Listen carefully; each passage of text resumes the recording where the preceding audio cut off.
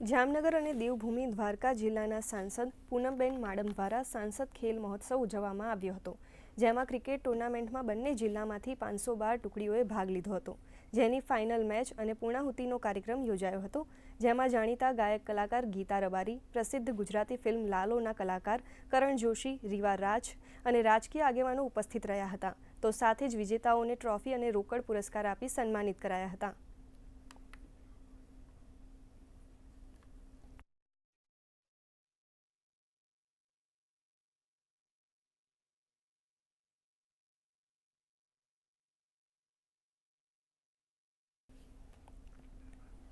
माननीय प्रधानमंत्रीजीના આહવાન પર